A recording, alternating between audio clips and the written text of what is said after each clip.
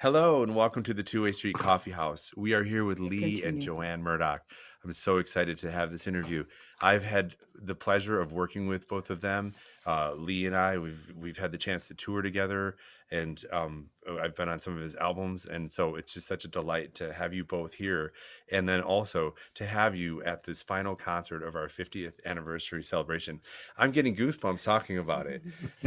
Yeah, no, it's absolutely amazing and a longtime two-way street friend and performer, and just great asset to the folk community at large. So we're thrilled to have you both here today. Well, So thank you I'm very going to start. much. Thank you. Go I'm ahead. going to start out a question really simple. Lee, Okay. can you tell us about your first performance at the Two-Way Street and just a little bit about that and how you came to be an artist performing around the town? Well, I came back. I went to quickly. I went to Drake University in Des Moines, Iowa, for 4 years, and was out there for an extra year, and then came back to Chicago in 1976 in the fall, and decided to try being a folk singer. And although I did have a day job, spent a lot of time in some of the coffee houses that we'll go at a little more in depth during the concert tonight. But my first time, I think, was late 70s and maybe April of 78 or something like that. And it was this wonderful little room. Of course, I was 25 years old, I guess.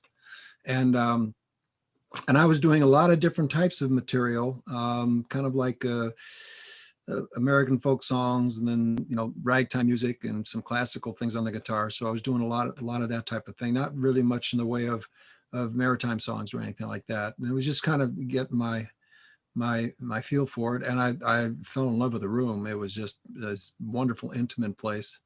And I can't remember. There was a couple songs that I probably sang that I still could do, but most of it was way back a long time ago.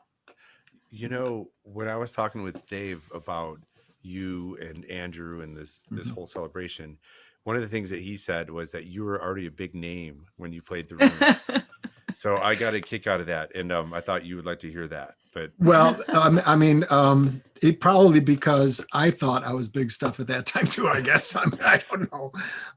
It was you have to have a certain amount of audacity just to get up on stage and do this kind of stuff. So We uh, thought it was a big deal it was a that big deal to that you play could the play at the place. two-way street. Yes, Yeah. yeah, it Mhm. was really nice, and there were a lot of clubs back then, or coffee houses that were in church basements and the like, that started out just like Two-Way Street, where you would have a youth center type situation. So youth reach out.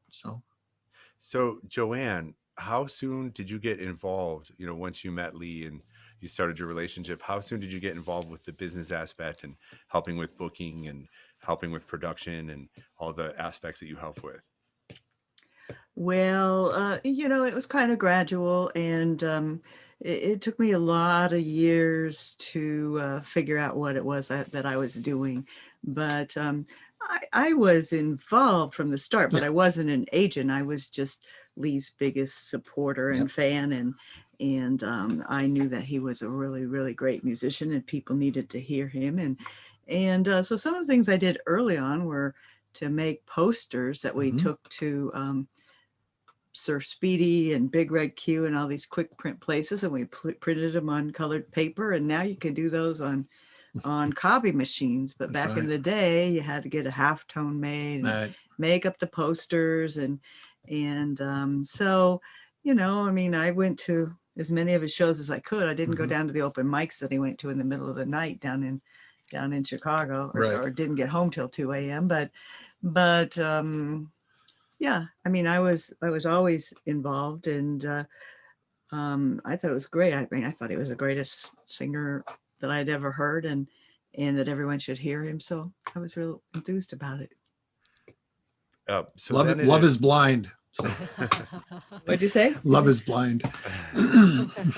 And I remember hearing some of the stories, Lee, when I would ask, "How did you meet Joanne?" And all that. Mhm. And we'll have to do that in another interview, I'm sure, because it's a really cool story.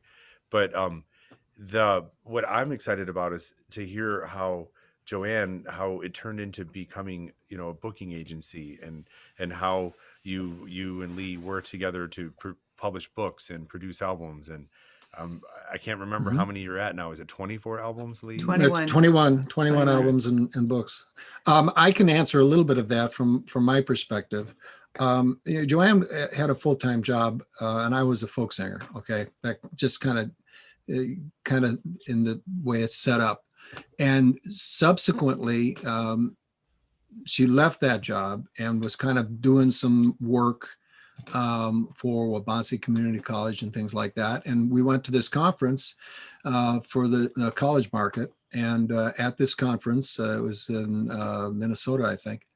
She said, I could book you. And she was helping anyway. And I said, well, No, I have I the better suppose. story. I have the better story. Yeah. Well, The better story, but it's the same, but it's just It's the that, correct version. it's like, man, I can do this a lot better than you, Lee. Yeah, So. I was at a dead end in my career. I was making a lot of money supposedly back in those days, Yeah. but I just had to quit and refigure out what my life was going to be about. And I'd been going to some of the booking conferences with Lee, and just to make friends. I mean, we met Kim and Reggie Harris and Oh, yeah. folks like that have been lifelong friends the first time we went to those conferences in the like 1980 or so. But anyway, I was trying to figure out what to do with my career because in the arts, it wasn't really going to go anywhere.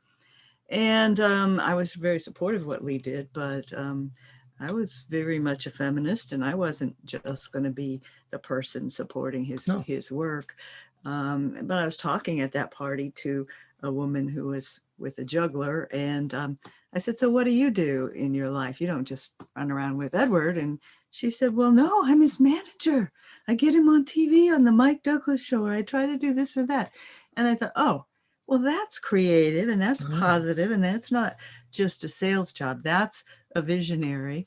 And so that's really what I was always founded on. The only other thing that I could say that Artisan Note was really focused on, besides developing the artists that I was with, is that I was always and still am focused on the audience for everyone. Who's going to be your audience, and how are you going to find your audience, and how are you going to reach out to your audience? Just as an aside, she's right. That's a much better story than mine. Wow. It's true. It's a much better story. I'm not saying. So. You said the word visionary, and I see that in your work, Joann, and I notice other people who are contemporary to you, like Carrie Estrin, or other people in the industry who maybe at that time struggled to overcome some of the difficulties of a male-dominated music business at that time, and kind of getting shut out and like working your way in there and through there. And so I admire that. That is visionary. But then also, weren't you part of beginnings of the Folk Alliance, or the early yes, we the Folk Alliance? There was an organizational meeting, and there wasn't really, I think there wasn't really, or else it was just barely an internet at that time. I mean, it was on the internet, but it was 2000, wasn't it? No, it was before then. It was in the early 90s or something. It was 90. But anyway, 91, we heard about that they wanted to hold, the Weissmans wanted to hold a big meeting at a camp out in California to create a community and a network, a better network for folk musicians. And so I wanted to go, and I think we were still trying to get our business started then. So the first thing I did was apply to the Illinois Arts Council for a grant to get myself out there. And they wouldn't give it to me because I was not an artist. I was not the artist myself. So just like we've done with everything, we just took the money from somewhere, and we'll pay it back someday. Right. And I flew out, and Lee didn't go, but I met a lot of great people, and we had a lot of meetings and discussions and ideas, and I was just so excited about it. So I was actually on the board. The first year was kind of an organizing committee, and it wasn't an organization yet, but I was on the board from the first year, I believe. Right. And because no one else knew how to do it, I was the treasurer there for a couple of years. Yeah. That's amazing. So I want to interject a Cool. little bit, and I want to hear a little bit more about Lee and your career throughout the years, maybe some Sure. highlights or special memories, and maybe even some favorite times at 2A Yeah, if you happen to early have early any. on, I did a lot of different types of folk songs, like I had mentioned, and it wasn't until later on I've been performing full time as a musician for about 10 years, and I decided to put out an album of all Great Lakes music, and it was called Cold Winds. Came out in '91, and I had done a number of Great Lakes songs over the years, but I decided I'd gotten enough material together, a few things that I wrote, a few other songs that I picked up from other contemporary writers and some traditional things, and put out this album. And people really liked it a lot. And so then I had enough material for a second album, came out in '93, Safe in the Harbor, and people like that. And all of a sudden, that's kind of the direction that all my energies was into the history and the substance of the folk songs that were sung by the sailors and this interesting stories. And And it really built a second community, kind of a right, backup community of people that loved his music and his songs because they loved the outdoors and they right, loved the right. water, or they were boaters And, or and whatever. museums and, Mhm. and you know, and So it just kind of Coast Guard. happened. Yeah, I didn't plan on this, but it just He kept, resisted it. yes, He it's didn't want to true. do just Great Lakes No, I songs. So didn't. And that's what I admire about your career, Lee, is the instrumentals that you perform, I feel like are scholarly in the sense of you know, I remember on one album you took a couple of Hmm. Bach Right. etudes or Yeah. minuets actually, and you know, or you've done, you know, Right. Jesu, or you've done all sorts of classical pieces and kind of translated them to your style of playing and steel string Hmm. guitar, and Thank I you. admire that. It's really cool. But then when you look at the research you've done on, you know, the bodies of water in Sure. the Midwest and Well, around the and the country. great stories that Right. you tell as you're performing. It's Well, really there's just a little secret to that, because the songs that I sing are so weird. I have to tell about them, you know, because you got to give people some context. Because a lot of times, when I would be going into the bars, for instance, I wouldn't want to just sing what was on the radio. I would sing some different stuff. So I had to kind of give a context, and that was the workshop. Whether it was in a bar or it was in a place like Two-Way Street, where you would actually be able to reach out and grab that audience. well, you know, So, for Lee, music, I've noticed this for many years, you know, just being with him every day, is music is a language for him. And right. it's a thing. When he gets up in the morning, he picks up the guitar and he Yeah. starts to Right. play music.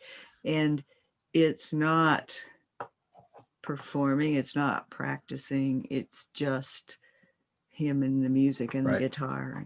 And so I've always been able to enjoy that. If you're ever seeing me just sitting looking off in the distance, I'm listening to something. You know, just ask me. So what are you listening to now? You know, and Yeah. and the fidelity's great. Mhm. Well, and you have a piano too, don't you? I do have a You sit piano. down and compose at the piano too I was at sometimes, the don't you? piano a little bit earlier today. I'm playing actually Coventry Carol. I've never played that Oh, Coventry skip. Carol, but that's what I do. I sit down and figure it out, and it's fun. You know, well, I haven't done that before, and I did not know that Lee played the piano. well, He doesn't play it in public. I hack at it. I mean, I play in the sharps and flats, which most people who play keyboards going like, what? And well, there's fewer black keys than there are white, so it's easier to see the chords. So Whatever works. And yeah, right. congratulations on the recent republishing of the book. That was a Lake successful Rhymes, yeah. campaign and book. And I ordered my copy, and you dropped Thank it off you. the studio here for me. Thank you. Yeah, thank you. But tell me, like, what are some of the upcoming concerts that people can look forward to after the Two-Way Street concert? I've got a concert called Ships That Come Down and Ships That Go Down and Ships That Come In, coming in next month in January. Yeah, I think that's the 6th of January. The 6th of January, or is it the 10th? Maybe the 10th, yeah. And that's at the Plymouth Public Library in Plymouth, Michigan. It'll But be it's not going to online. be. It'll be It'll be online. videotape. But you have one before then. You have Uh, December 19th. December 19th with Chris Villovo. Yeah, you have December 9th, Oh. 19th concert that we just just finalized with Chris finalized. Valillo, and he does I think it's called Rural Route V. I think it's just called Gin Ridge Music. And Gin Ridge Music. it's a Ridge thing or kind of Hickory like this. It's kind of a thing like we're doing right now, where Chris will play a song or two, and Lee and Chris will have, probably discuss some things Right. that go way back in time too. Then Lee will do a set in there, and then there'll be a little more discussion. Chris keeps saying that then there'll be pie. And I don't know how he's going to do pie online, but everybody better bake a pie. I was going to say, Joanne, you got to make a pie. Nice.